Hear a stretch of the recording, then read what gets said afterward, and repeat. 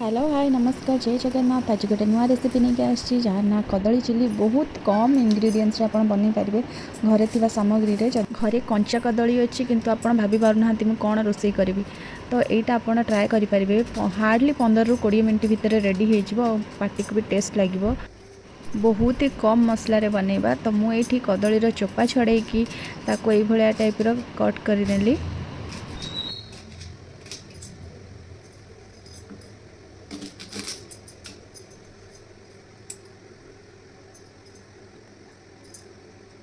कदली को ये type cut करके धोईदेवे। कॉर्नफ्लावर देवे आपणकर जिते क्वांटिटी अच्छी से मुझे 2टा कदली रे 2 चामच कॉर्नफ्लावर नेली। तापरे आमर जी सुखा मसला हल्दी पाउडर धनिया पाउडर लंका गुंड जीरा गुंड टिके चिकेन मसला देकी ताको मैरिनेट कली।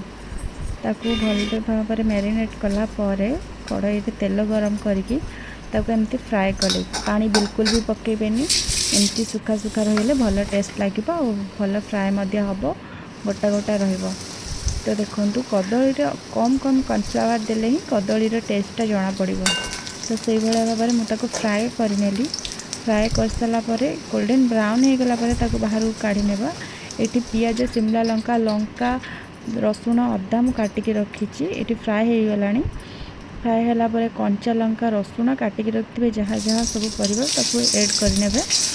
ऐड कर सारिकी ताकू टिके फ्राए हो गला परे गोल्डन होबेनी 50% फ्राए करनेला परे हाई फ्लेम रे ता देहरे टिके पियाज को आम 50% फ्राए करने को दबा। दे सारा पर शिमला मिर्च ऐड करेंगे। ऐड कला आपणकर जहाँ सब गुंड मसला जमती कि धनिया पाउडर जीरा पाउडर लंका गुंड लुण ताको देके भल भाव में कषिनेला भाया कषिने। तो मुझे सब ऐड करुँची जहाँ जहाँ मसला ऐड करुँची सब आपंकर मेंशन कर दूसरी वीडियो रे देखिए आप इजिली जानीपर। और यहाँ बहुत कम टाइम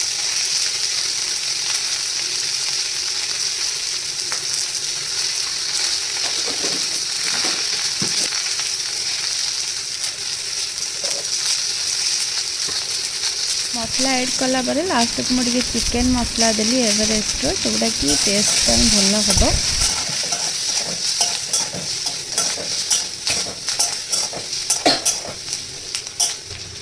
50% कुक है मुझे soya sauce vinegar tomato sauce chilli sauce को ऐड करी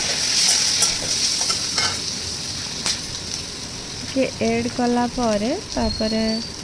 कॉर्नफ्लावर जो स्लरी टिके करके बहुत कम देवे तेले ड्राए ही रहिबो।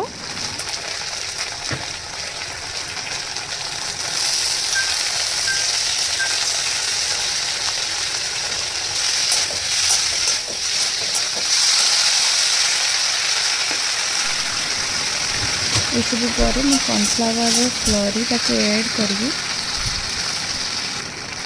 ऐड कला फ्राए ही रखी कदली को पकेबे। पकेला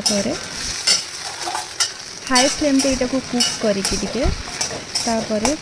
या ऊपर गरम मसला लास्ट को आ धनिया पत्र देकी सर्व करेंगे।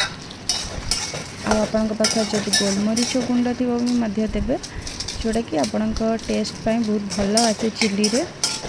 तो मुझे भाव में कदली चिली रेसिपी आपन सहित शेयर कर बहुत कम इंग्रेडिएंट्स बहुत कम टाइम रे इजिली जो मान को रोषे न आसिले यहाँ वीडियो देखिए आप जानीपर बहुत टेस्टी लगे। थे निहाते ट्राए करूँ और मत कमेंट जनातु केमती लगे। रही नमस्कार जय जगन्नाथ। वीडियो टी भल लगे प्लीज़ सब्सक्राइब और लाइक करदे।